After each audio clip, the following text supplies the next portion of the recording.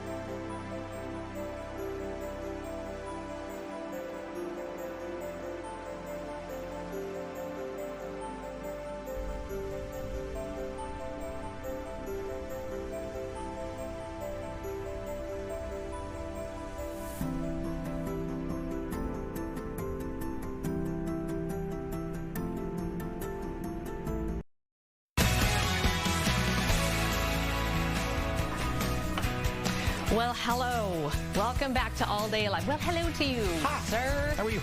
I'm good. 12:24 is your time. This is the time What's in it the called? show where Keith Marler joins the show. Is that what it's called? No, it's really called Oh Hi There, Keith Marler. I love that part. It's so good. I think Ryan came up with that. We need a jingle. Makes you happy. Maybe a song. I'll get Jack to write it. I'll sing it. Can I emerge? I'll come out of a door.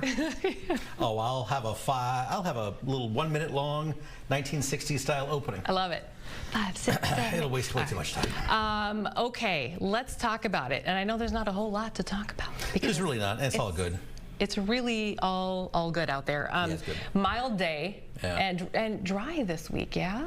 Yeah, there's not a lot going on, which is good. The moisture comes from our mist and our fog in the mornings, which is what we kind of cracked into this morning.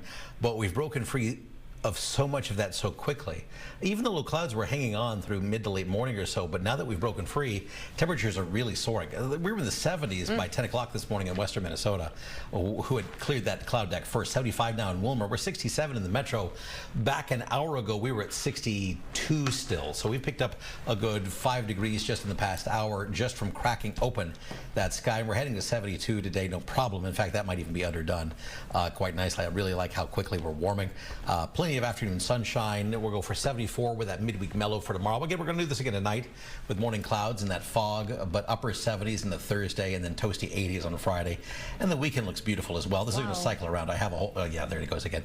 Yeah, it's just a nice little stretch of weather, but this little fog and cloud cover that's out there.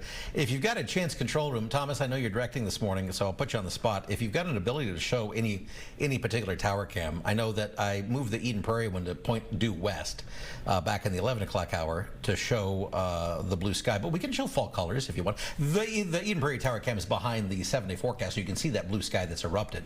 But yeah, you can show any tower cam you want, Amber. If you've got the fall colors, you can show that. Anything that just shows some sky out there beyond my graphics that are out there. But Get in the car, everybody. We're going up north. We're going to Lutzen. Amber, Amber. Oh, we can go stop at Sven and Oli's on the way up there and get some pizza. Oh, I love that idea. And we can even stop and get, I forgot the name of the place that's up the North Shore where you can stop and get some dried fish. Dried fish? That's not Betty's Pies. No, but it's near Betty's Pies. It's not too far off of Betty's Pies. I had my first dried herring? Castle Danger, is it there? Oh, it's near. It's up there. It's when I used to work in Duluth up there. That's pretty. Look at those clouds. Is so again, breaking free up there. Only in the 60s across parts of the North and South Shore today. That's pretty. I really like that. You know what? Getting close to peak up there. They're well within 2 weeks of peak. But these warmer temperatures slowing down peak, by the way. That's nice. I like that look. I do too. I think this is our another new Zen that we can add to the rotation. I need access to that camera. Amber, will you email me a link to that so I can maybe plug that into my morning? I won't steal it, obviously, because there are no lights there and I can't see it for most of the morning as our sunrise is now past 7 o'clock and it will remain dark. How pretty. Yeah, I'm assuming if we give them credit, I can still use that in the morning. That's a beautiful camera. That's so nice. You're right. That is very Zen-like. Much better than my snapping turtle I showed you the other day. I liked your snapping turtle. Also, people should send us their peaceful video, right? If you've got like 2 minutes of something or a minute of something that you absolutely love, maybe send it. Could they email it to that address, Amber? allday@fox.com? Or no? Is that not the best way to do it?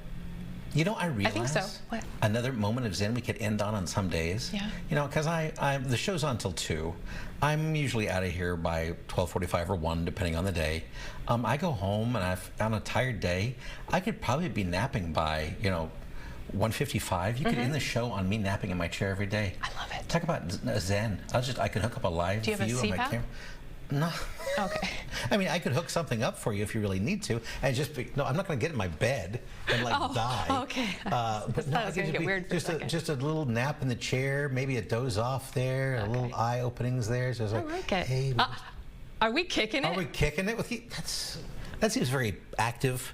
This is the time of day when the bosses say, hey, we want you to hang out with Amy a little bit more.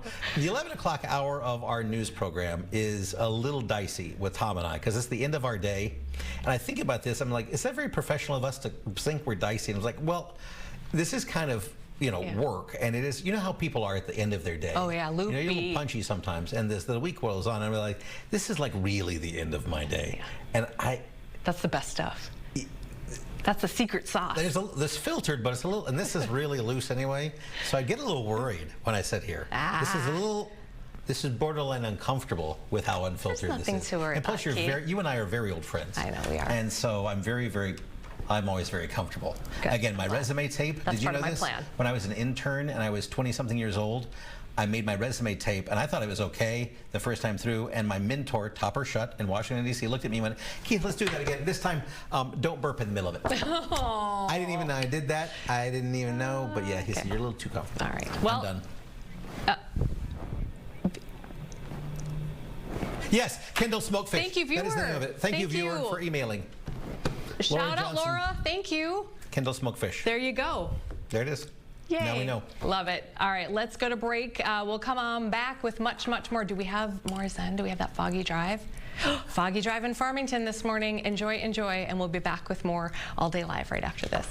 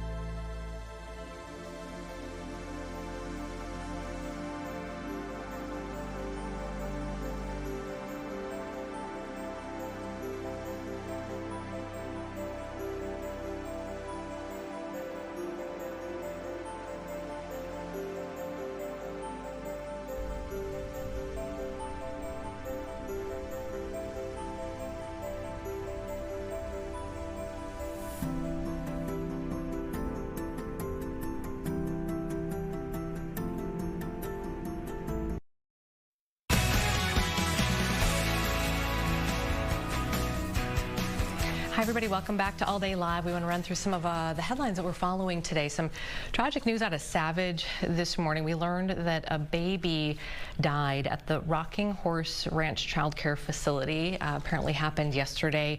Investigators say they're still working to figure out the cause of death, and we are waiting for an autopsy here before, I guess, we receive any more information. Meantime, police say families with children at the Rocking Horse Ranch facility should just closely watch their children and get help right away if you notice any kind of changes in their behavior, their mental state, anything like that, any kind of symptoms.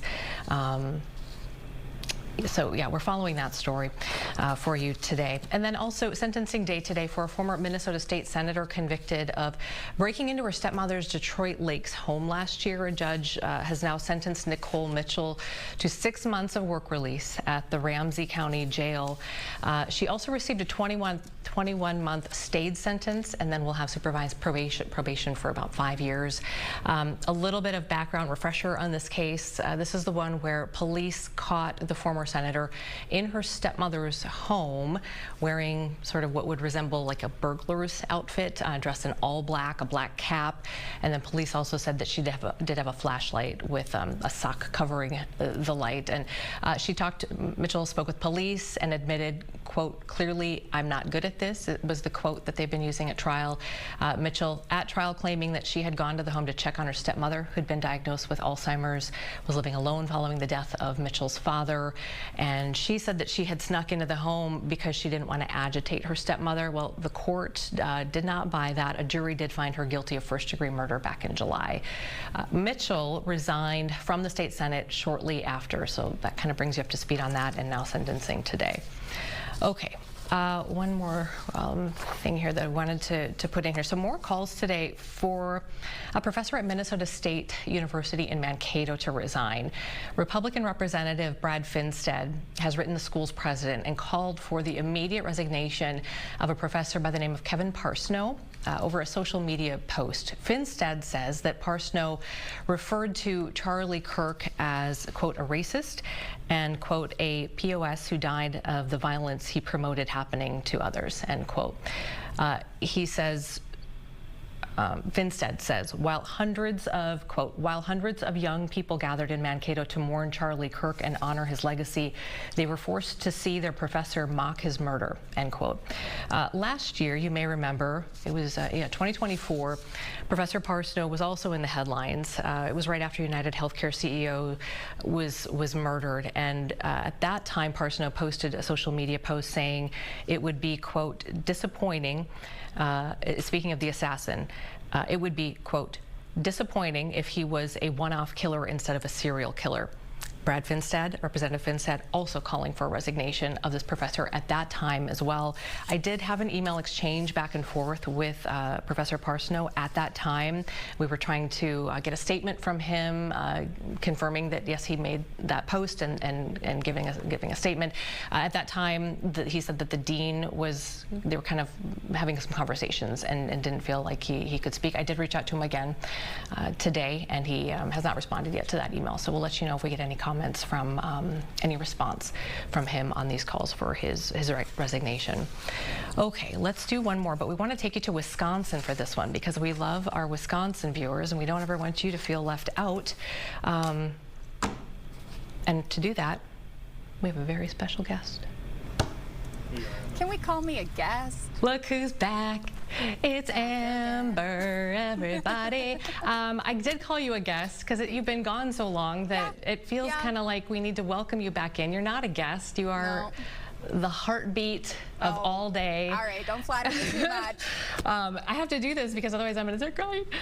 Amber, for those of you who have been watching us on streaming for a year now, know who Amber is. Amber is producer extraordinaire. She's, again, the backbone, the heartbeat, whatever you want to call her. Amber, if you don't mind, we don't have to get into the whole thing, but I think people just might want to know how you're doing. Yeah, because you've been gone a while. We can talk about it a little bit more later here, but I'm doing well. If people have been watching us for a while, I was diagnosed with breast cancer back in January. I've gone through chemo. I've had my first surgery, of a couple different ones I'll need, and I'm cancer-free today, and I'm doing well. I'm back in action. Very, very happy to be here. Thank you, thank you, thank you. So yeah, I'm ready to rock, Amy. And right back in it. Right, we made sure that we had a Wisconsin story, not only Wisconsin. Oh, it's my first day back. I can't not talk about my home state. Wisconsin DNR to boot. Yes, yes. So, all right, tell us what's going on here with chronic wasting disease. So the DNR today held a briefing, just kind of updating hunters where things are at and what they need for the upcoming hunting season, because things are getting started right now. It's currently bow season, actually, in Wisconsin. But they're talking about priority areas for CWD testing. So we could take this map here, Thomas. Thank you. And there are a couple of counties over there on the western edge of the state. You see that they are looking at expanding testing there. Hunters, if you're listening and you are thinking about getting your harvest tested for CWD, it is still free. There are kiosks. There are also tutorials to do like at-home lymph node removal, Amy, to bring those in and get those tested, which I thought was interesting. So plenty of options out there, lots more info on the Wisconsin DNR website. And then one other quick Wisco story I wanted to mention before we bring Lauren back in. 94 construction is happening on the Wisconsin-Minnesota border. The release I read said it should start on next week, Monday, but if we take a look at REM 13, that traffic. Oh, I just lost you. We just lost your audio. Can you hear me? Yeah, now I got you. Okay, perfect. Lauren flagged me on this. We're seeing trucks and cones out there already for bridge work that will really get going next year, but like prep work is happening now already. And Amy, Governor Evers, the Wisconsin governor, just approved the funding for this project yesterday, and they're already out there. I don't think I've ever seen the government work so fast. That did escalate quickly. That was quick. That was quick. Ooh, my goodness. Yeah, I remember you talking about that yesterday. Yeah, saying you couldn't believe it. I couldn't believe when they said a week, and now we're here 24 hours later, and the trucks are out on the highway. Here we are. Crazy. Okay, well, we know Lauren will be keeping an eye on that in the mornings for us, for sure. All right. Anything else we got going? Any other? Would you call it Wisco? Yeah, Wisco. Have I not said that before? No, I always say Wisco. Said that in my life. Wisco. Yep. It's better than the Badger State. I don't know. I'm always kind of like, meh. Badger State's fine, Wisco. but I like saying Wisco. Well, if a native says it, then I guess you made it okay for the rest of us to say it. I give everybody permission. Okay. All right, that's Amber from Wisco, everybody. Good to have you back. We hurt you so much. All right, so let's see. Oh, let's talk about this, you guys. This has come up in our meeting. I don't know. I feel like we meet in the mornings probably a dozen times, and every day we're like, oh, we have to do this story. So wasps, bees, have you noticed? You know, they're everywhere this time of year. We were talking about ways to deter them, and apparently somebody said, I don't know if it's a social media thing, Lauren's going to tell us here, but a can of tuna might work. All of these things, bees, protein, this time of year. Lauren and Drago, we said, go, find us an expert. Wear something that looks like a bee color, which you did inadvertently. Looks great. You're live at the University of Minnesota's Bee Lab on the St. Paul campus. So what did you find? Yes. Yeah, I had to find an expert, Amy, because we were dying to know the answer to this like quirky little life hack that could work when inevitably a group of wasps maybe tries to derail your picnic or your barbecue happening outside. We're enjoying the last days of warm weather, you know. So I found the Bee Lab. I did not know of this place, but it is a incredible research facility here on the St. Paul campus of the U of M, just north of the State Fairgrounds. And I've got this beautiful pollinator garden. And I don't know, probably 1,000 bees around me. They're all nice. I also have Elaine Evans here. She's a researcher and educator at the Bee Lab here at the U of M. Thank you so much for your time this afternoon. You've already taught me 1,000 different things, but I need to know about this tuna. So what we heard was that if you are at a picnic or you're outside and there are wasps that are kind of getting in your area, they're harshing your mellow, you can just put a little can of tuna in the corner somewhere, and all the wasps will go to that tuna and they'll stop bothering you. Is there any validity to that?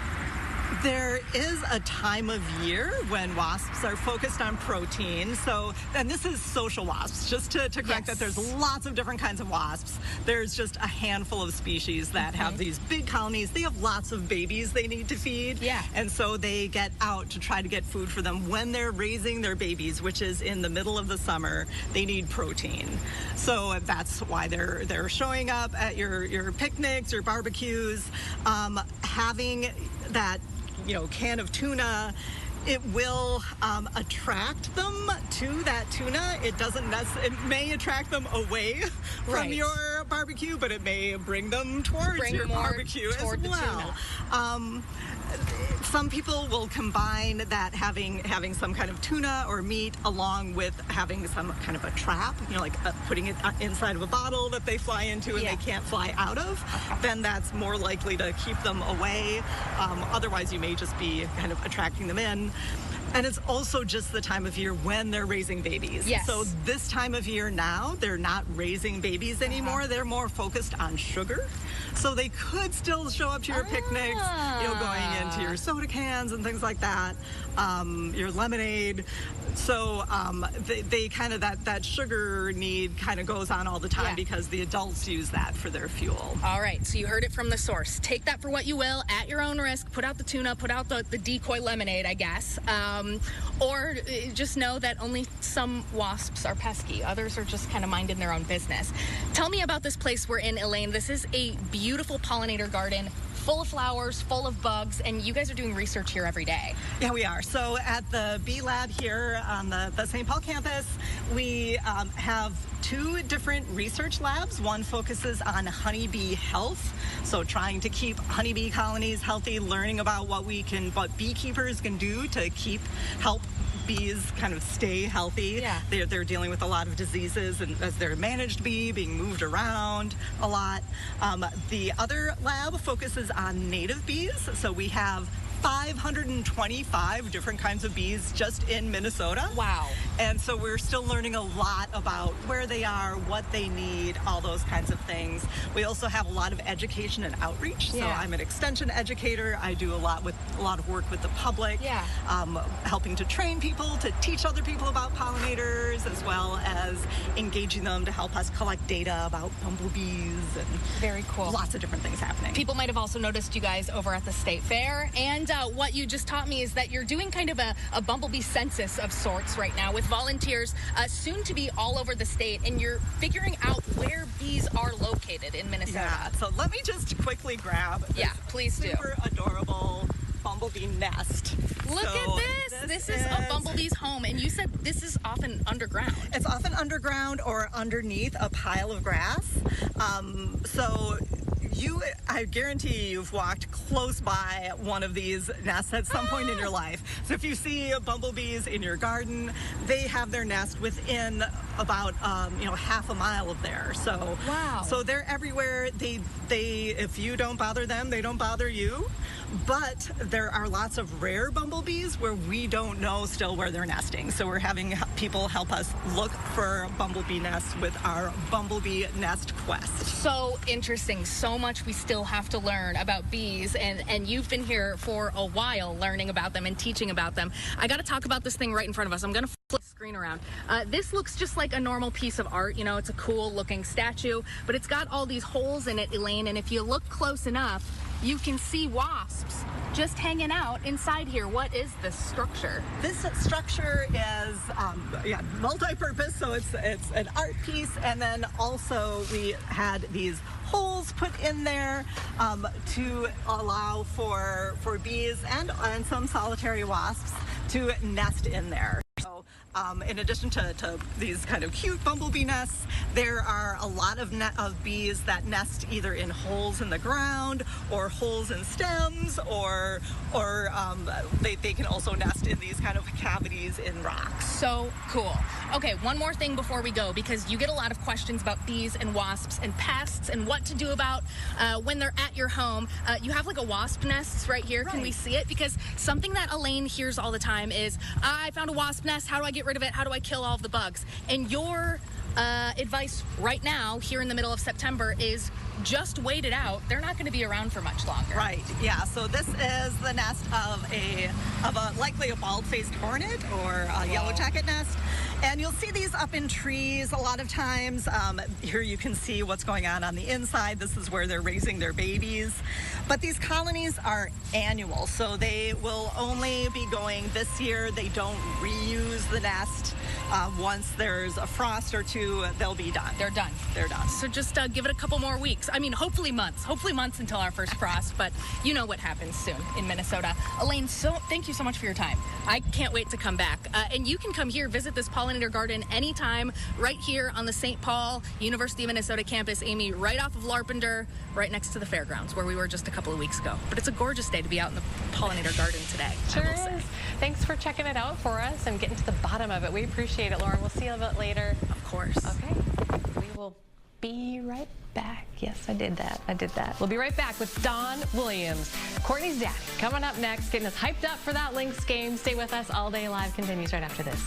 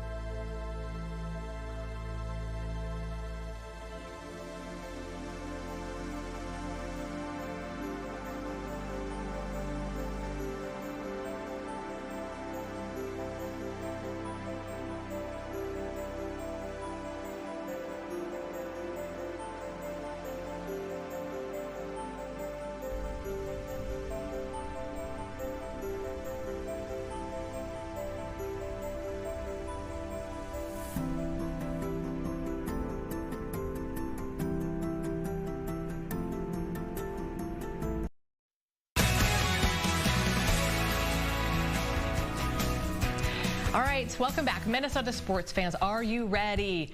It is Lynx playoffs. It is the semifinals. Game 2 of a possible 5, but probably not because we're probably going to sweep. Tonight at Target Center, Lynx up 1-0 over the Phoenix Mercury in this best-of-5 series. Joining me now to get us hyped up is Courtney's daddy. It is Dawn Williams, everybody. Welcome to the show, Dawn. Yeah. We're waving the towel, the rally towel. It is the drive for 5, everybody. It's the drive for 5. Drive for 5. That's right. I need my towel. I got it. Oh, it's okay. It's all right. You got your outfitted there behind you. You are one proud father. I want to first talk to you about Game 1. Can we just break down Game 1 against these Mercury? It was physical. I did not realize it was going to be that physical. How was it watching your daughter, these teammates that you love so much, kind of get knocked around like that? You saw me on the sideline. I was talking about every second. Ooh, no, running down the side, running up and down the runway, everything. Yeah, it's physical. AT is the physical one. Mm-hmm. But then we matched it.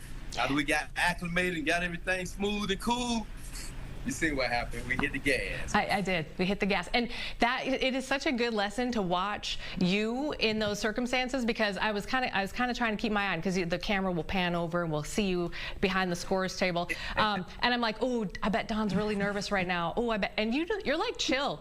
You're just Mr. like, I know this is going to turn out just fine no matter how far we're down, right? Yup, basketball IQ. I be knowing what's going to happen. Because I know Courtney. That's right. Telepathy, I be talking to a telepathy. You see the results. Well, yes, and speaking of that, like whatever you're talking about, keep it going, because Courtney has been, and we're not just like blowing smoke here. She has had command of these playoffs in a way that we saw her last season too, but this season feels different. Does she talk about like feeling more confident this time around? Oh yeah. She know it. She just feel it. She just went in the room, but she just. It's a thing where you know what you got to go do and you know what you're gonna do. That's where she at. She know what she gonna do. So we done been here before, and every time somebody else commanded the ship and took it off, but now she's commanding the ship. Captain of the ship, Courtney. That's right, Captain Courtney. Where did she learn her trash talk? Because that's pretty amazing. Is that a rhetorical question? It is, because I know exactly where you're going. But there's like, the way she does it, Don, is like, it's not mean in that you're like, ooh, that crossed the line. She does it in such a way that it kind of gets you fired up, even if it's coming at you. Okay, isn't that the way it seemed like I'm being cocky, but I'm not cocky? Exactly. You know what I mean? It's a fine line, Don. You guys, you ride it just perfectly. Yeah, exactly. Hey, I got to ask you about T. How is she doing? Because she took that massive elbow to the face. She was down on the floor, talking about that physicality. Is she doing okay? I mean, AT, hit her with that. Then you got Bonner, do it like right there. Get what? She pissed off. And she coming today to show it too. Watch.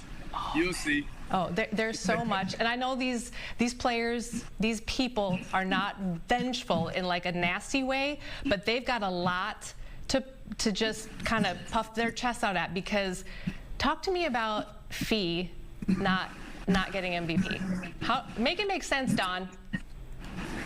I mean, only senses you can make out of that is when she got hurt.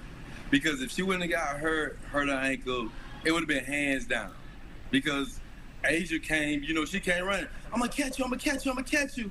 And, he was like, had to sit down and wait for a second. So that's the only sense I can make out of it. Well, we know who's number one. We know who's the MVP. We know, so we go ahead and she going to get the MVP of the championship. 100%. I want to play a little video. Hopefully you can see this, but I shot this video. This was the Valkyries series, the last one. I shot some video during, I think it was a timeout or a coach's challenge or something. I want to play just a little bit of this for you because I want to show you what happens here.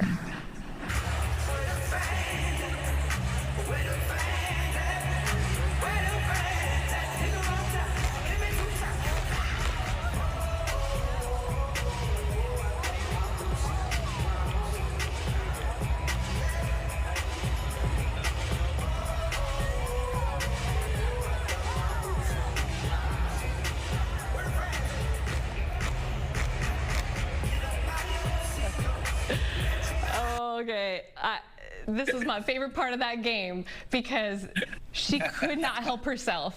She can't help herself, right? It's the most incredible thing. Hey, I couldn't either. I was talking to a fan one day and it was playing, and while I'm talking to the fan, when they got to that part, I go, boom, boom. While I'm talking to, I just went boom, boom, boom. You can't not. Hey, we just got like a minute left, and I just want to mention you, and we're going to have you on, I hope, a lot, Don, throughout the playoffs. But I want to mention your the project you have going with your daughter, Courtney's daddy, and her. The podcast, right? It's incredible. People should check it out. And where can they find it? It's on YouTube. Courtney, daddy, and her. Nice. You can see it on the YouTube. We still got a few more episodes in the vault we ain't put out yet. We put out those episodes just telling about us, like all the questions that everybody got about us. It's just we answer it all, like how I did this, how I started this, how she came out when she was gay, how she told me that when she was gay. We put it all out there. So. I've watched some of it. It's absolutely incredible. And I want to have you back on just to kind of talk about that a little bit more if we could at some point. But right now, we got to get through these playoffs, and we got to bring it tonight. Everybody, Target Center, 6:30. Lynx are this is their year, everybody. Let's go. All right. Courtney's daddy. Damn, no, can't miss me. Don Williams, you're going to see him right there. He's leading the charge. We appreciate you, Don. Thank you for your time, and let's go Lynx. Let's go, Lynx. All right. Yo. Thanks, Don. We'll see you later. All right, let's take a quick break. All Day Live continues right after this. Woo! Let's go, Lynx.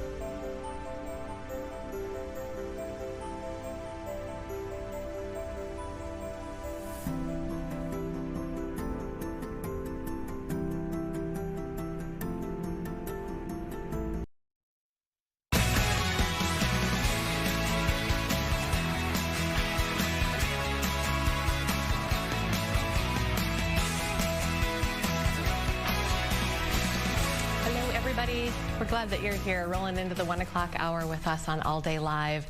We are going to be covering some things for you here in this next hour, just bringing some of the headlines, some of the stories that we're keeping an eye on, working on for later this evening. We know that President Trump spoke at the United Nations General Assembly in Manhattan this morning, highlighting some of his foreign policy agenda items. He used some of the time to defend his tariffs. He called them a, quote, defense mechanism to ensure other nations follow global trade rules. On global wars, the president talked about demanding Hamas to release all hostages now, and then criticized those European nations who have come forth to recognize a Palestinian state. In Ukraine, the president expressed more surprise. We've heard him say this a couple of times, that he has not been able to work out a peace deal between Russia and Ukraine. And he took an especially harsh tone, though, when it came to the topic of immigration, climate change, often mixing the two, calling them a double-tailed monster at one point in his speech. So I believe we've clipped some of the portions of what the president had to say at the UN this morning. We'll play those for you now. It's time to end the failed experiment of open borders. You have to end it now. Let's see, I can tell you, I'm really good at this stuff. Your countries are going to hell. In America, we've taken bold action to swiftly shut down uncontrolled migration. Once we started detaining and deporting everyone who crossed the border and removing illegal aliens from the United States, they simply stopped coming. They're not coming anymore. We're getting a lot of credit, but they're not coming anymore. This was a humanitarian act for all involved. If you don't get away from this green scam, your country is going to fail. And I'm really good at predicting things, you know. They actually said during the campaign they had a hat, the best-selling hat. Trump was right about everything. And I don't say that in a braggadocious way, but it's true. I've been right about everything. And I'm telling you that if you don't get away from the green energy scam, your country is going to fail. And if you don't stop people that you've never seen before, that you have nothing in common with, your country is going to fail. I'm the president of the United States, but I worry about Europe. I love Europe. I love the people of Europe. And I hate to see it being devastated by energy and immigration. This double-tailed monster destroys everything in its wake, and they cannot let that happen any longer. You're doing it because you want to be nice, you want to be politically correct, and you're destroying your heritage. They must take control strongly and immediately of the unmitigated immigration disaster and the fake energy catastrophe before it's too late. The carbon footprint is a hoax made up by people with evil intentions, and they're heading down a path of total destruction. All right, and we also wanted to bring you part of a roundtable discussion on healthcare costs and the effects of President Trump's Big Beautiful Bill Act, according to Governor Walz. The roundtable included the governor, some other political and healthcare leaders this morning. One of the major concerns that they talked about is the potential rising cost for tens of thousands of Minnesotans who do not get their health insurance through their work. Let's listen. Today, more than half of MNsure enrollees receive federal financial help that lowers their health insurance costs. This help comes in the form of these premium tax credits, which work like an instant discount to reduce the cost of monthly premiums for eligible households. The enhanced tax credits have supported record enrollments through MNsure and an historic uninsured rate in our state. It's within Congress's power to keep these enhanced premium tax credits in place, but if they don't extend them, and soon, MNsure estimates that nearly 90,000 Minnesotans will see an increase on their monthly premium bill, and over 19,000 will lose access to all financial help in 2026. On average, consumers who get tax credits today are looking at a cost increase of about $180 per month, which works out to be about over $2,000 annually. That's a 54% increase in the net premium they pay. And costs for folks who are over 55 and people in greater Minnesota will be hit particularly hard. Let's take a couple in their early 60s who live in Mankato. They have an annual income of $89,000 combined and are enrolled in a bronze plan. Unless Congress acts, this family will lose all access to financial help next year. Their income puts them over the threshold, and they will no longer qualify for tax credits. Their monthly premium could jump from under $500 per month to nearly $2,000 per month in 2026, more than 4 times what they're paying right now, just with this one federal policy change. Think about that.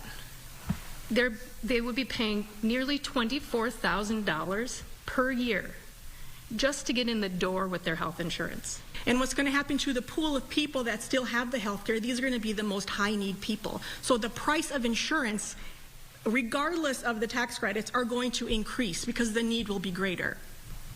So these people are going to then get hit twice, 1, by losing their credit, and 2, by having the price of insurance go up. And as we've heard, 17% increase because of that. We are talking about people not old enough to qualify for Medicare. We are talking about farmers. We are talking about self-employed individuals and entrepreneurs. We are talking about small business owners who are going to be impacted significantly by this, and it's going to be devastating for them. This goes directly against everything we did as a state to bring down the cost of insurance, providing reinsurance to bring down the cost of premium, establishing a single state pharmacy benefit manager to keep the prices of pharmaceuticals low, making sure that insurance actually covers the care that you need. We worked a lot on that this past few years.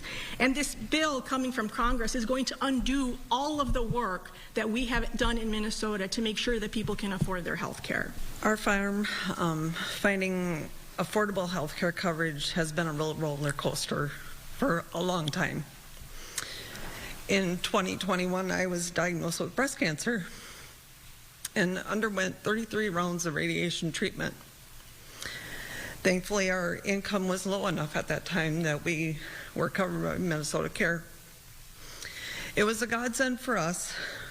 I had nearly $200,000 in medical bills. And thanks to Minnesota Care, those were all covered. And it probably saved our farm. I'm now cancer-free, but last year our income was too high. And we went without insurance, and we just saved up to pay all my medical bills because I still go every 6 months for checkups for my breast cancer, to pay my medications. This year, it did work for us to buy insurance through the buy-in program. It costs about $1,400 a month for us. We're still praying that I don't get sick again because our plan has a $30,000 deductible. It's a huge source of stress, and I know I'm not alone in this. Farmers and others who don't have coverage through employers are always having to think about health care and how they're going to afford it. The step to increase the rates is going to add a significant financial pressure facing us farmers and others who are struggling right now.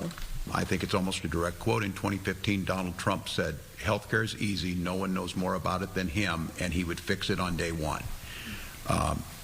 This is not debatable, and you need to write both sides of this. He was wrong. He does not know. And there's a reason that the 4 GOP reps who voted for this have not held a single town hall and brought experts there, because you're not going to find anybody from a hospital come sit with you. You're not going to find anybody in the insurance industry say that this is going to reduce costs. You're not going to find any small farmers that are saying, you know what I really enjoy? My health care costs spiking or not being able to get health care. Those people don't exist because this is real. This isn't some culture war thing that might not actually happen. This is going to happen. It is happening.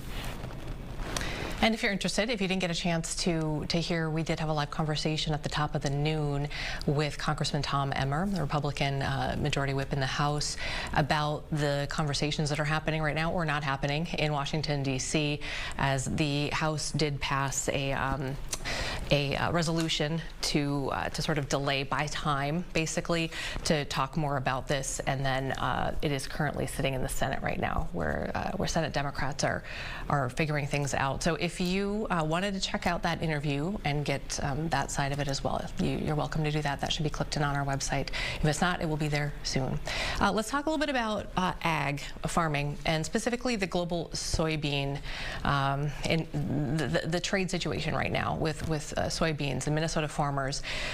It looks like right now that harvest is really troubled, and we want to check in with our Corn Hockert because he's looking a little bit closer at this today. Corn, where are you? And tell us a little bit about the trade changes and how that's impacting these soybean farmers.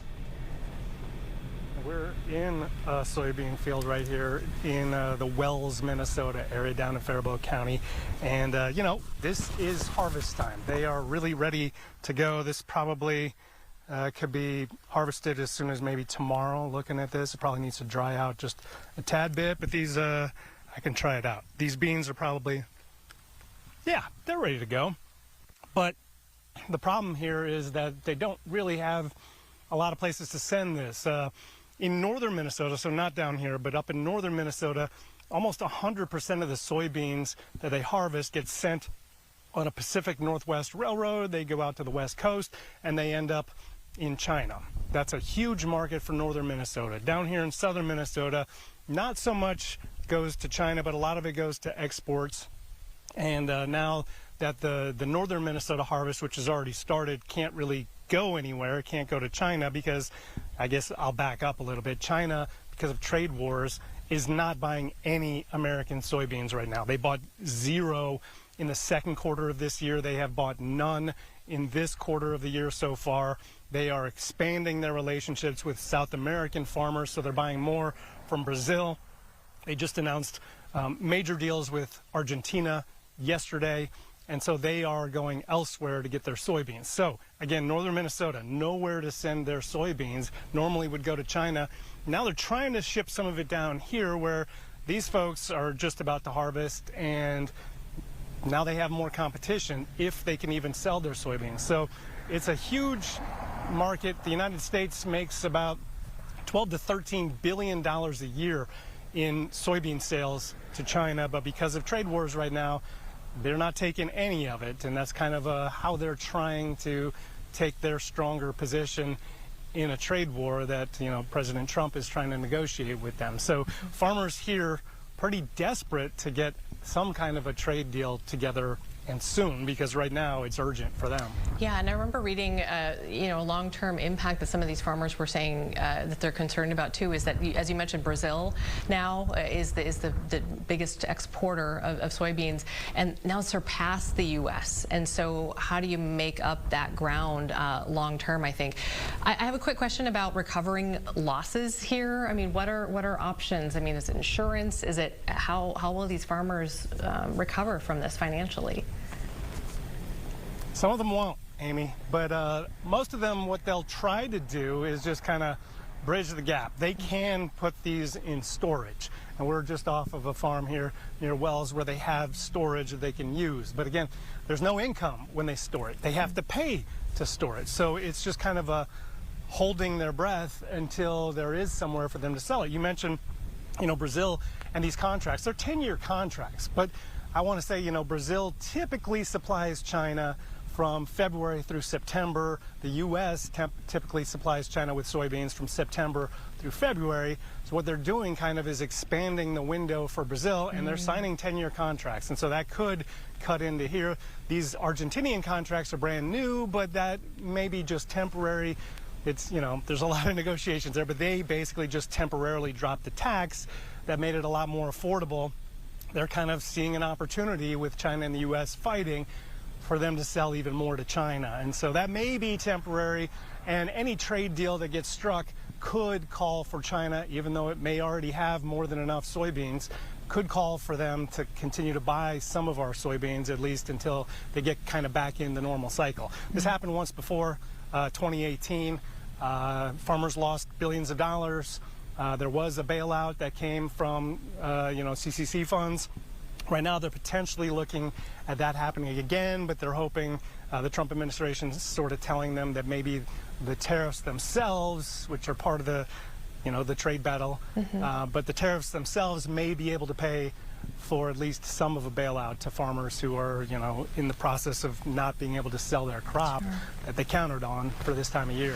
Yeah, it's weird to drove through western Minnesota over the weekend and just to see the fields and just, yeah, it's odd to see. All right, Corn, thank you. We'll look forward to seeing more from you coming up a little bit later this afternoon on our newscast. Appreciate it. Take care. All right. Let's take a break and come on back right after this. All Day Live continues. Much more to come here. We're going to talk about the Twin Cities Marathon, which is coming up. Beautiful, beautiful race, and much, much more. Stay with us.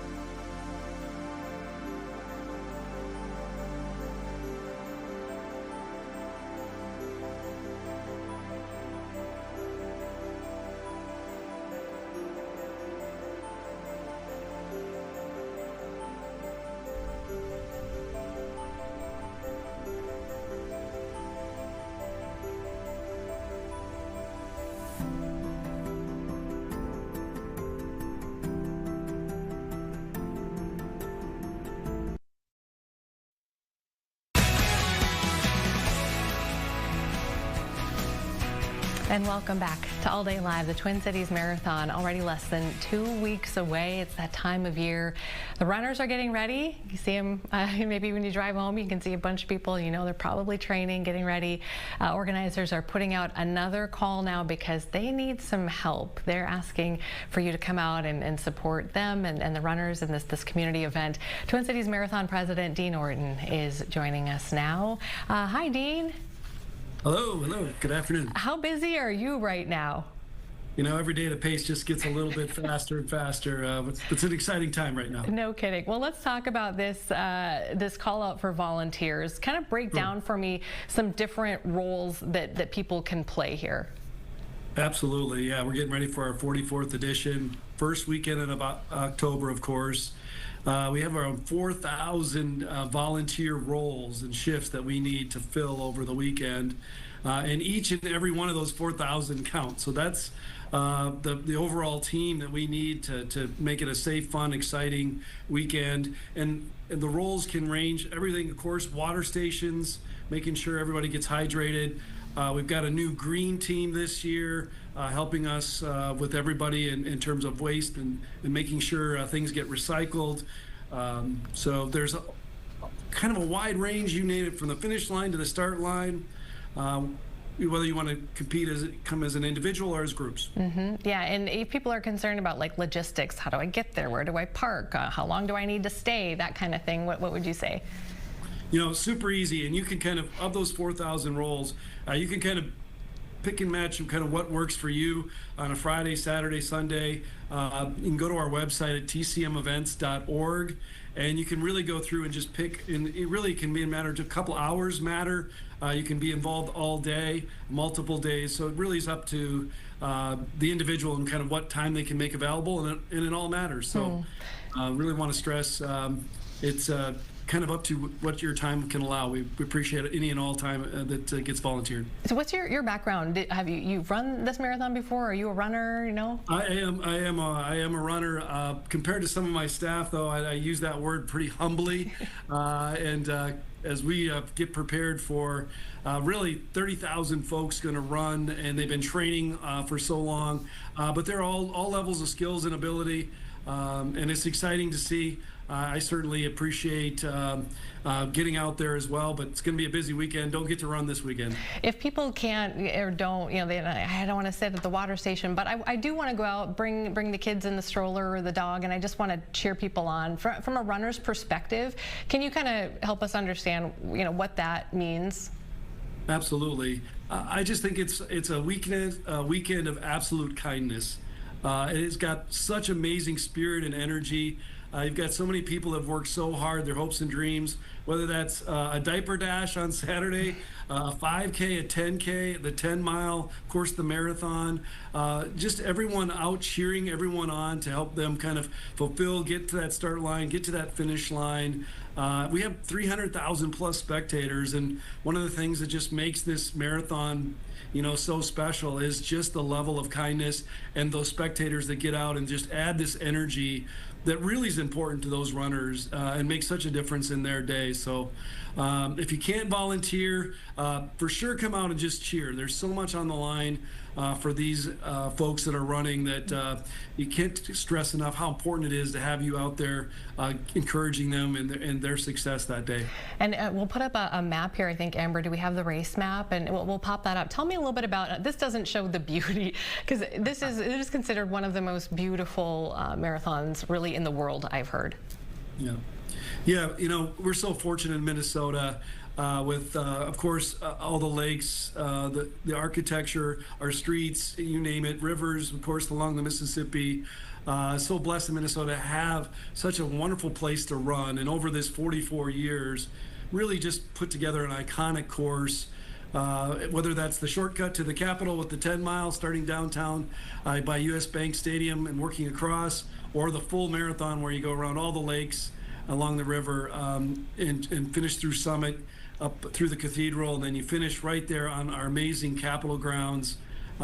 People come from all over the world. We got about 30 different countries, all 50 states, and so easy to see why, because beautiful course, fun to run, and then you get all this energy.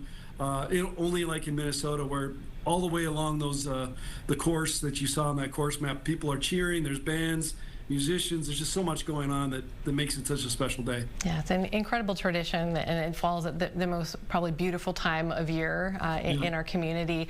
So tell folks, if they want to get involved, where should they go? What do you want them to do? Yeah, so if you're an individual just thinking about a great way to get involved and connect with a lot of amazing people, then please think about volunteering. Also for groups, can't emphasize, if you got a group of 4, 8, 12, we keep people together so it becomes a really good team exercise as well. So if you've got a group and you want to get together, that works as well. Go to tcmevents.org, you'll see volunteers, and then you can just quickly start to look through, and it's a great video that you can find to explain all this options, and it's super easy to get involved and enroll online. And we've got a great volunteer team. Kelly Hopla leads our team. She'll be working with any and all people, make sure they get what they need. All right, Dean, thank you so much. We can maybe check in with you one more time as we get a little closer here as well. And we wish you just, you know, all the best happiness and safety and good weather, Absolutely. Perfect weather we're gunning for here. So thank you. Really appreciate your time today. Yes, thank you. All right, take care. All right, let's see. You want to take a break, or you want to, oh, Amber.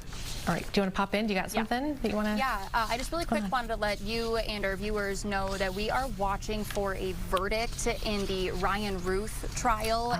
This is the man accused of attempting to assassinate President Trump at his Florida golf course.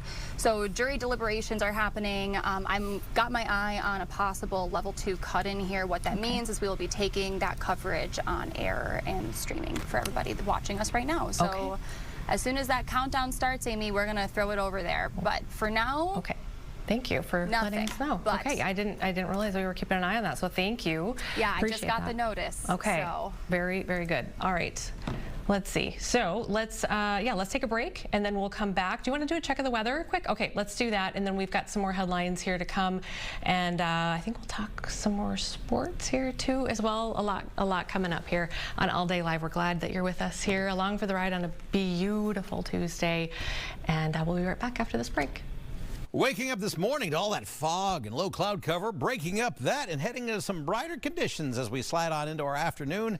That's for sure. Folks maybe milling about parts of that splash pad in Maple Grove this afternoon, heading to highs in the upper 60s and lower 70s across the board as conditions, again, much better looking than they were this morning. Average high for this time of year is right around 70. A lot of us settling up in the upper 60s, east and northeast of town, mid 70s all across western Minnesota. We were already hitting low 70s by 11 o'clock this morning out across western Minnesota, as folks in western Minnesota were a lot brighter overall. Again, getting rid of all that cloud cover overall. We're looking at a nice bright afternoon. Sunshine to partly cloudy sky today. Northeastern flow, though, keeps parts of the range, the Arrowhead, certainly northwest Wisconsin in the 60s today, just by the cooler by the lake experience with that breeze coming on in, and the last to see the cloud deck break. Overnight tonight, we'll reform up some low clouds and fog for tomorrow morning, and then we'll break free of that, but we'll do it a little earlier in the day. We'll get some good sunshine.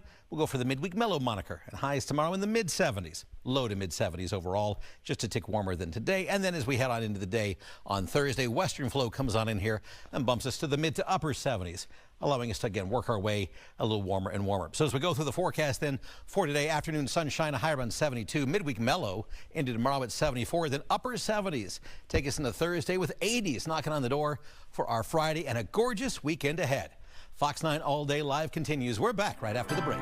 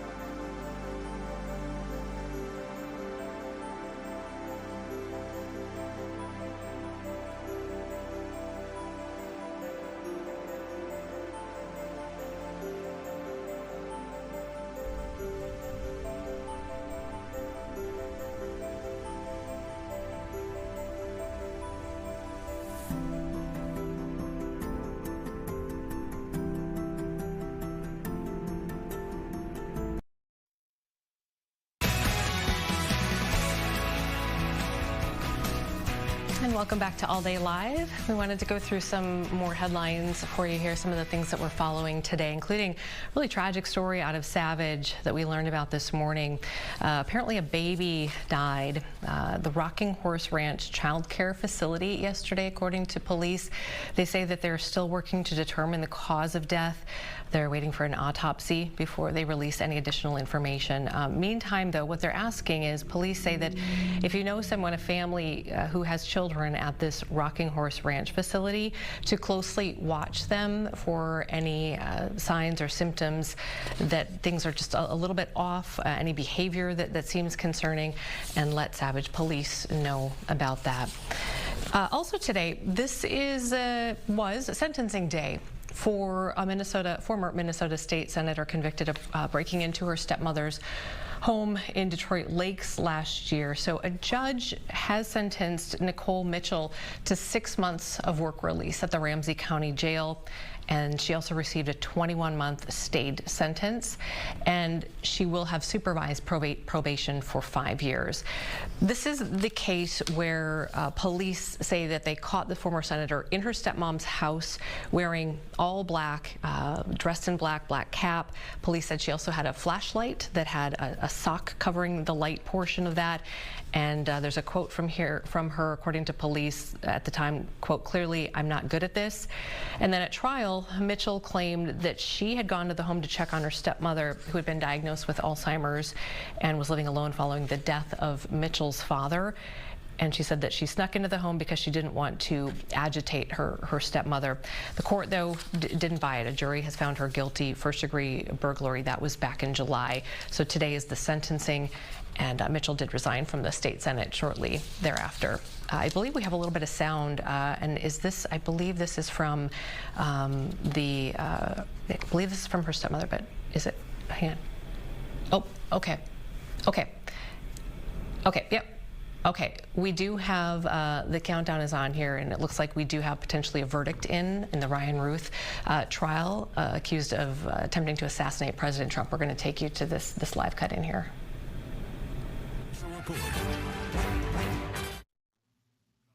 Good afternoon. I'm Caroline Shively in Washington. A jury in Florida has just found Ryan Ruth guilty of trying to kill President Trump at his golf course in Florida last year. The case went to the jury just before noon Eastern today on day 12 of the trial. Assistant U.S. Attorney Chris Brown started closing arguments for the prosecution this morning, telling the jury, quote, the defendant wanted Donald Trump dead. Now that jury has convicted Ruth of 5 federal charges, finding guilty on count 1, which was attempting to assassinate a major presidential candidate, guilty on count 2 of assaulting a federal officer, and guilty on 3 firearms-related charges. Ruth represented himself, telling the jury today that he did not intend to kill anyone. It was a bizarre trial from the start. Prosecutors say Ruth, quote, made the choice to assassinate Trump in a plot that was carefully crafted and deadly serious. The Secret Service says Ruth was found perched with a rifle in the tree line of the golf club, pointing toward the president before an agent spotted him and opened fire. Jurors heard testimony from that agent, as well as from forensic experts, law enforcement officials, and friends of Ruth who claimed he was clear about his goal to shoot and kill Trump. But Ruth was also clear with Judge Eileen Cannon that he had no interest in an insanity plea or letting a lawyer represent him. Prosecutors presented dozens of witnesses. Ruth often declined to cross-examine them or kept his questions short. And when it came to time for his defense, he only called 3 witnesses, a firearms expert and 2 close friends, trying to prove he was not capable of killing Trump because his equipment was faulty and put together with duct tape. He also said he was a, quote, gentle, nonviolent nature. But in the end, it was not enough to get the jury to ignore the eyewitness testimony and evidence presented by the prosecution. Next up comes the penalty phase. Ruth is facing life in prison, and it's not clear if he'll argue there are extenuating circumstances that should allow him a chance at parole. We'll be following this story all throughout the afternoon. Stay tuned to this Fox station for all the latest. I'm Caroline Shively in Washington. All right, so there you go. We also, I just wanted to get back to the story that we were talking about before we took that cut in, and obviously we'll have much more on that coming up later tonight, is former Senator Nicole Mitchell, who was sentenced today. And we do have, I think, a portion of some sound from her stepmother, the one who was in the home that evening. Let's take a listen. I don't think 6 months is very much time for what she put me through, but at least, I know it's going to hurt her. It's with her children and doesn't seem to do your job and that type of thing. So I guess there's definite repercussions for what she did. I was hopeful that the judge would give her an opportunity to get the felony conviction off of her record eventually. Whether I was surprised, that's probably too strong. I was hopeful that he would see what I think we'll find 5 years from now, that this is a true aberration. Obviously, it's easy for us to say that. She's going to have to prove that. But the only part of the sentence that I wish would have been different would be an opportunity to get the felony convictions off of her record. All right, and so let's look at a couple more things here. One more that we were working on a little bit earlier today. There are more calls now today for a professor at Minnesota State University Mankato to resign. Republican Representative Brad Finstad wrote the school's president calling for the immediate resignation of Professor Kevin Parsnow over a post on social media. So Finstad says that Parsnow referred to Charlie Kirk as a, quote, racist and a, quote, POS who died of the violence he promoted happening to others, end quote. And so Representative Finstad says, quote, while hundreds of young people gathered in Mankato to mourn Charlie Kirk and honor his legacy, they were forced to see their professor mock his murder, end quote. You may remember last year, we also talked about this same professor, Professor Parsnow, in the headlines. It was, I believe, late 2024. When there was another call from Representative Finstad for his resignation.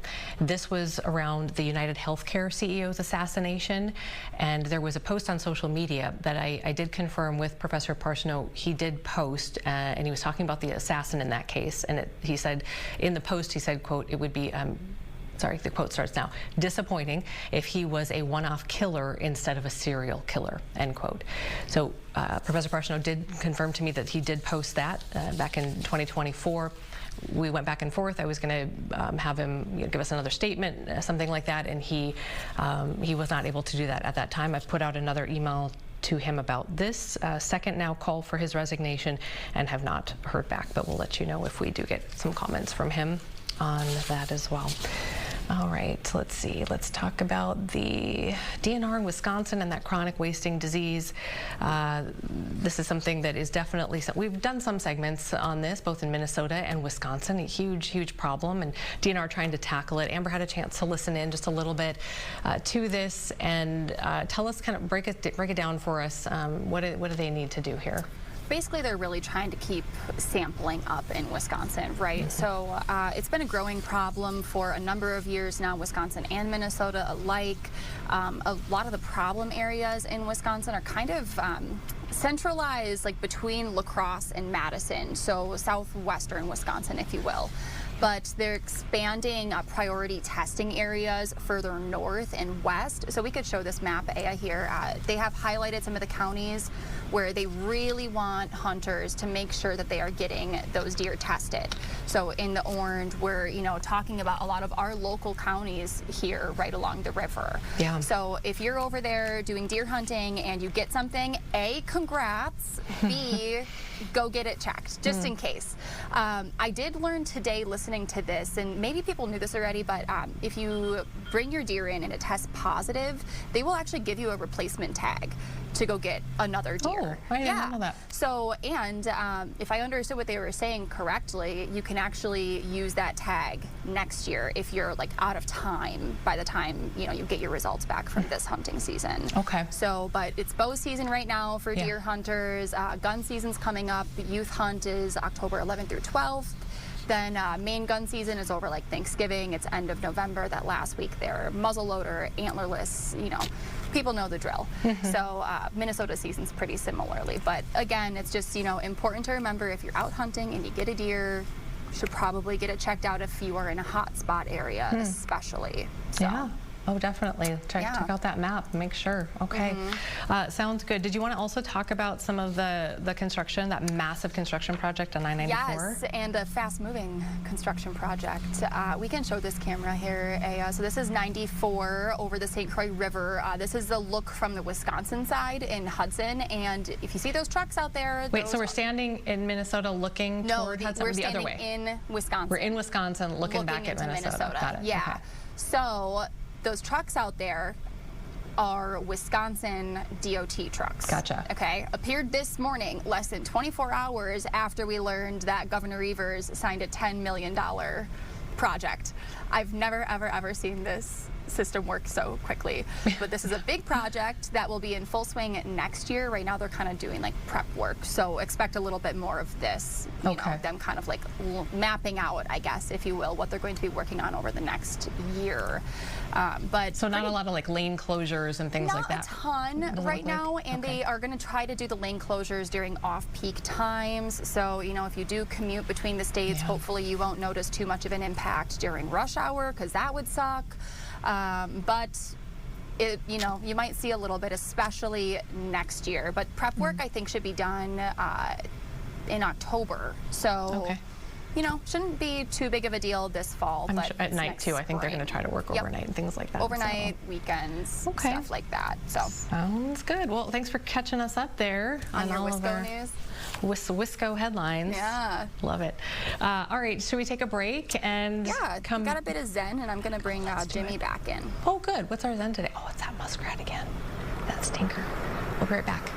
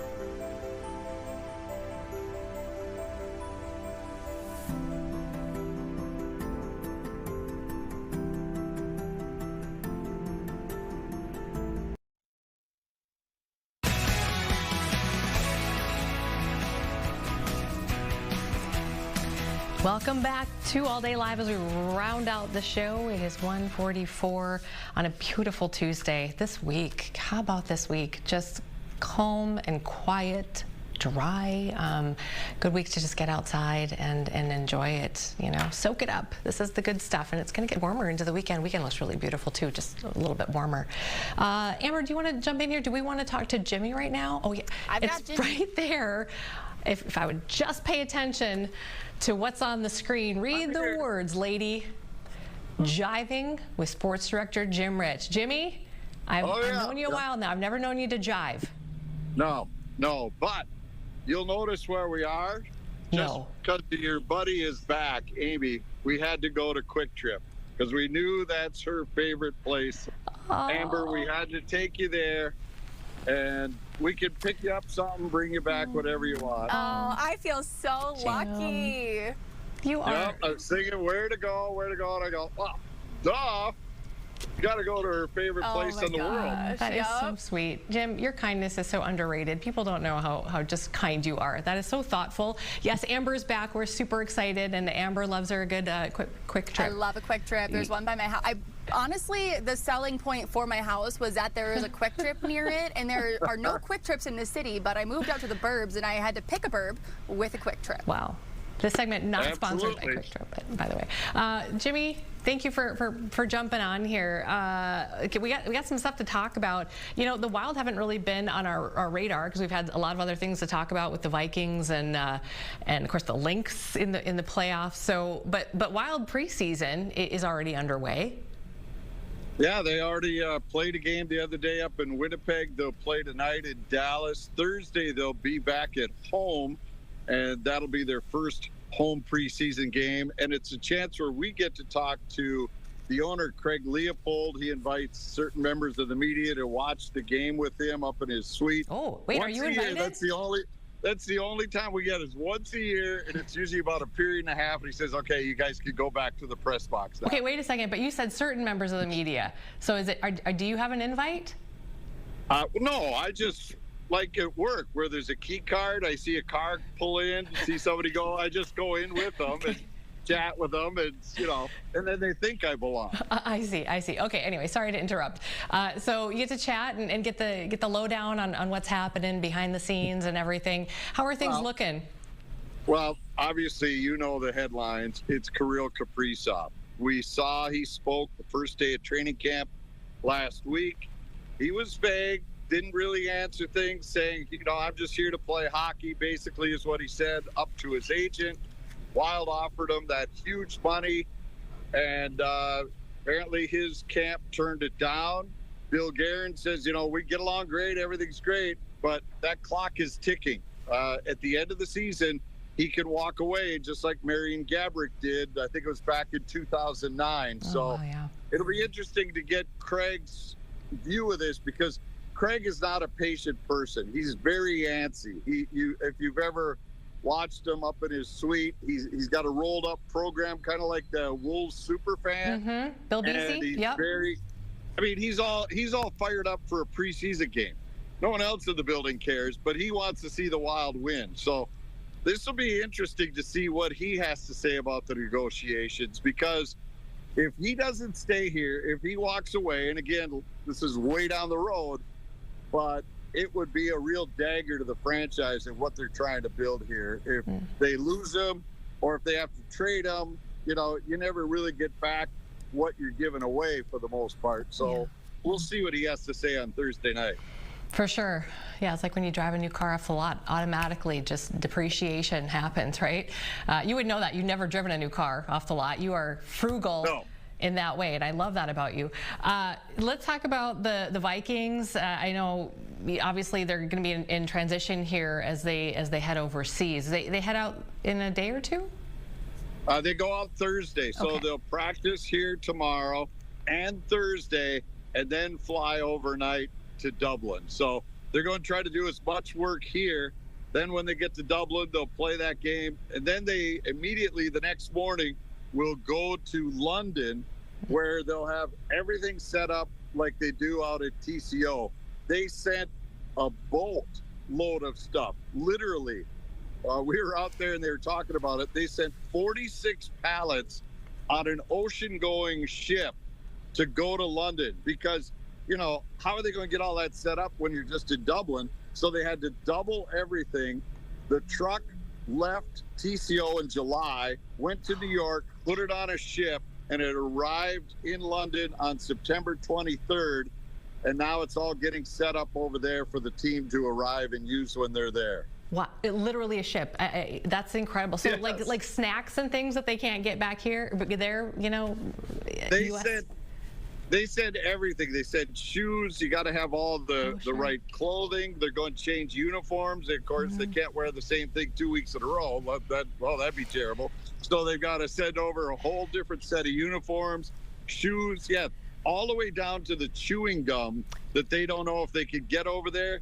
They're shipping over crates of chewing gum for everyone. So they want it to be a way where the players can't say, well, if we had this, we would have won the game. They are taking out all excuses for these guys. Oh, that's great. Can't wait. We can't wait. We got you covered. Fox 9 has you covered for both of those games overseas. Super excited. Let's round out with our links here. It's game 2 of the semifinals with Phoenix. And I just saw it is Nafisa Collier's birthday today. How about that, Jimmy? Yep, and she'll have another huge game. She's such a terrific player, and it'll be a great party. I can guarantee you, the way the fan base is there, they will be singing her happy birthday. Some point during that game tonight, a rendition of Happy Birthday will break out from the fans there watching Collier play. But, this team continues to amaze when you watch how resilient they are and how they adapt. Right? That Phoenix game on Sunday, they gave up over 40 points in the paint in just the first half. That was a WNBA record. So then what do? They turned it all around during the intermission, and they came out with a completely different look. And Phoenix scored 22 total points. 22 total. They had 40 just in the paint in the first half. They could only muster 22 in the entire second half. So Cheryl Reeve has that team so fine-tuned right now, and the players are so locked in that, they just went in. Cheryl said we ran the fight last night. She was talking about the fact that the players weren't complaining or upset or pointing fingers after being down by 7 at the break. Instead, it was like, all right, what the heck do we do here? How do we fix this? What do you want us to do? She told them. They went out and executed, and they're now up 1-0 and can wrap up this series. Not tonight, but they can take a 2-0 lead. It's a best-of-5 now in the second round. Yeah, yep. That would be amazing. Yeah, Phoenix is a tough team. They have Alyssa Thomas, who's just a force. The physicality is something that we don't normally see in the WNBA. It was pretty fierce that game 1. So, but you're right. They seem to have the gas to take them to the end, where these other teams start to run out of it. So let's hope that keeps going. All right, Jim. I wanted to keep you around for a couple of talkers here, but I understand you're not interested in doing that. Well, the best way to stay around is just stay in your lane. All right. Are you going to leave on a high note? Is that what you're saying? Yes. Like you might as well just go out on top? I'll go out with the Lynx. They're winning. Wait, Jimmy, I have a question for you, though, actually. Okay. Do you know fantasy football well? No. No, okay, I don't need you for anything then. It's my first year doing it, and I don't know what the heck I'm doing, and I'm getting annihilated. Oh, talk to Pierre. Okay, all right. Talk to Pierre and do the opposite he tells you, and you will kill it. Good tip. All right, Jimmy, we'll let you go. Can you go pick her something up at the Quick Trip? Something nice. All right, how about some Glazers? I love a Glazer. She loves a Glazer. We can do that. Thanks, okay. All right, see you guys. Thanks, bye. Welcome back. Thank you. Yeah, Amber, for those who weren't watching in the first hour, we got to welcome you back a little bit, and we're super excited. We've been counting down the days, but also wanting you to take the time that you needed to, to do what you need to do to get your body to heal and your mind and everything. So people have been wondering, though, how you're doing. Yeah, so if you are new here, I know we have a large new audience, very, very exciting. I was diagnosed with breast cancer back in January. There's a gene that runs in my family. It's called the BRCA gene, so it is genetic. I'm 29, so I'm quite young. And the only reason why I caught it was because I did the gene testing and had scans done early. So, you know, if you are ever wondering if you should get tested early, my suggestion is now and forever and always going to be yes, get testing done early. I would have been in a much worse situation had I not done early testing. So diagnosed in January, went through chemo for a few months. Last time I was on air, I had a headscarf on, right? And now I got a little bit of a pixie cut. Can you call it a pixie cut? Yeah, yet? it's adorable. And we wondered when if it would come in like curly or a different color. Yeah, we were just all kind of waiting. It's awesome. But hair's growing back. I had my first surgery on June 30th. That's when I went out. So my first day back was yesterday. And I said, I'm going to grab the bull by the horns and get back in booth today. Jump in. So here I am. I've got a couple other surgeries that I need to do to really round this process out. But the highlight is, Amy, I'm cancer-free. I'm through the worst of it. Yeah, I'm feeling great. And I'm like, being back here just feels so natural. It feels like home.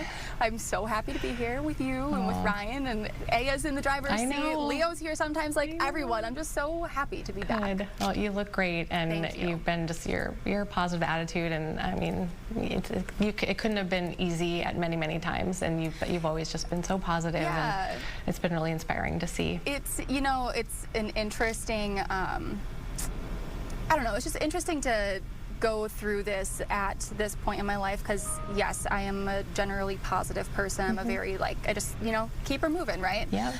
The only way out is through, in my opinion. But that's not to say that it was always easy, right? You see me here smiling, I look great, I'm optimistic about it, but I won't lie, I mean, there are obviously a lot of low points in this journey. Some days were harder than others. You know, there's a lot of things that people don't see.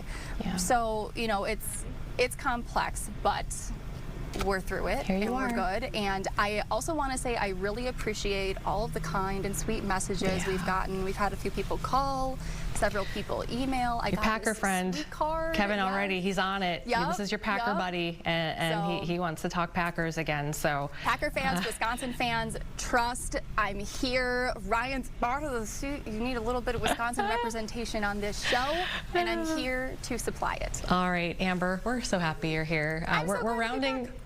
We're rounding out the show with you. That's the best way to do it. And we're just don't have words. So just super excited to see you. Thank you. All right. Thanks for watching, everybody. We're right back here tomorrow. Much more to come on All Day Live tomorrow, noon to 2. We hope to see you here.